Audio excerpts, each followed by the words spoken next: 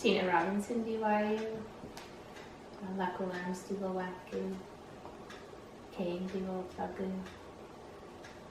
My name is Tina Robinson. I come from Lakulams, and I live on Kane Island, or Prince Edward.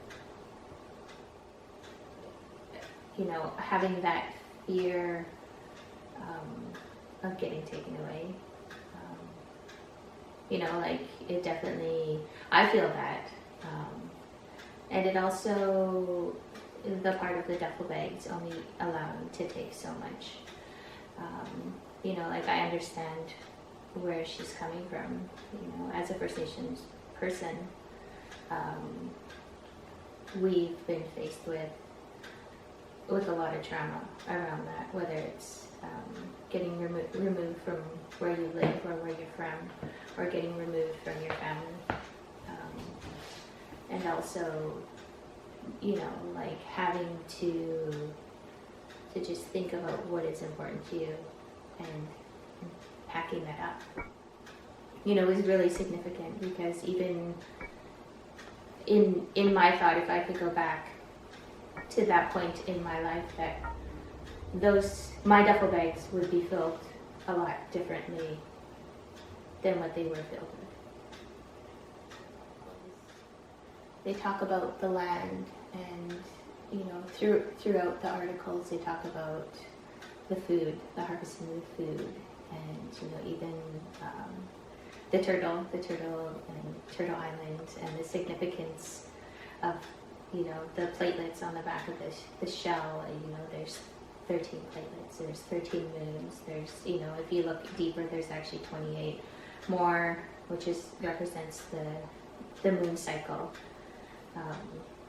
And as First Nations people, we rely on that. We rely on that for harvesting. So that is really important to us. And so the feeling of knowing that someone of authority is telling me that I shouldn't be harvesting it, like, filled a hole in my heart that was missing. It's more than that, you know, like we come from the dirt, and we're going to go back to the dirt, and that cycle of birth and death. And we're in a world where it's harder because we don't have the freedom to be on our land, on our territory, and also the passing down of the knowledge is harder to get, of whatever we're harvesting or we're out in the woods. It is just like, I enjoy seeing that happiness on my face, on everybody's face, right? Because it's just like, it's just pure joy, right? You lose, you know, like I know when I'm out harvesting, like time does not exist. It's just, the raven for my people is significant. Raven, or Tamsum, we call them, is a transformer, a shapeshifter. So the raven comes to us, and you know, our oral history, the raven is always there.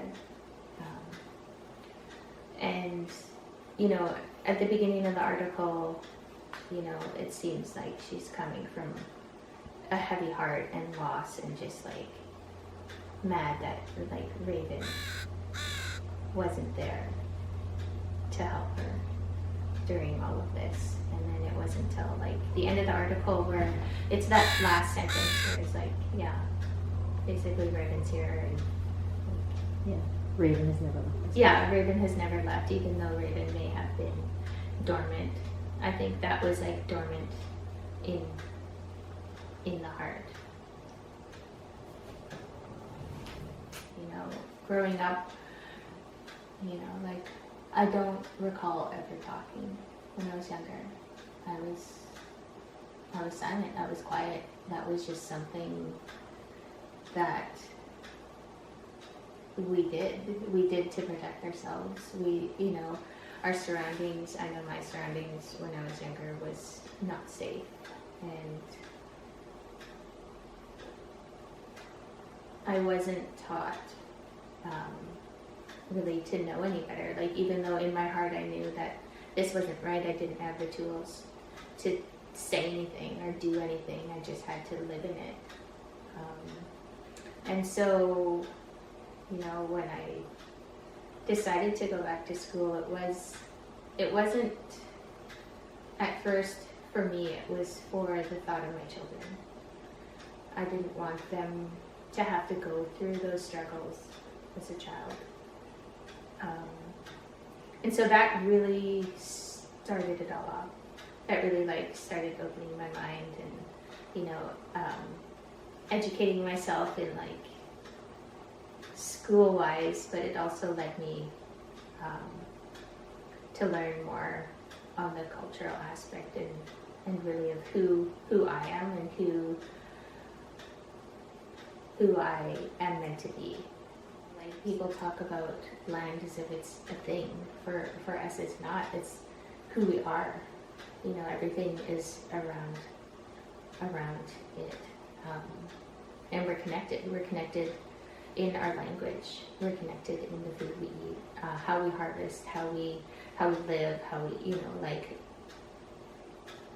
everything. You know, like the things that I'm doing, connecting myself to the land and the culture and the language. Like, spending a lot of time with language. And the Smelliak language in English means real language. So every time that I have the opportunity to speak my own language, I know that that is real. That is, you know, something deeper than me.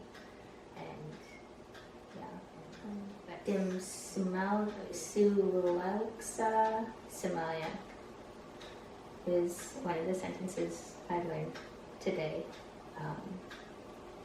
And it's, I am learning to speak Smelliak. So, you know, like, even with the language and passing on that to my children, even though I am a learner, I am, you know, still encouraging my children to learn that, because it's deeper than both of us. And that now that I'm chilkat weaving and I'm out harvesting, and, you know, there's something different in me that has changed, and I was like so proud of that, because if other people can see that in me, then that's, you know, the greatest feeling. For First Nations people in my culture, you know, the women are the backbone, and, you know, we are the birth givers, and we are, you know, there's so many obligations and responsibilities that we hold, and I'm reminded of that myself all the time. Forgiveness. Like, even in the article, Sanak, she talks about, you know, like, the pain and saying goodbye. And it wasn't necessarily, I don't think it was about the land, it was just about all of the things that the land held for her at that time. And then coming to the realization of, like, actually it's not about, like, this thing, it's not about the dirt, it's not about the location, it's about what was inside of her. And I think that's what I think too, you know, like, growing up,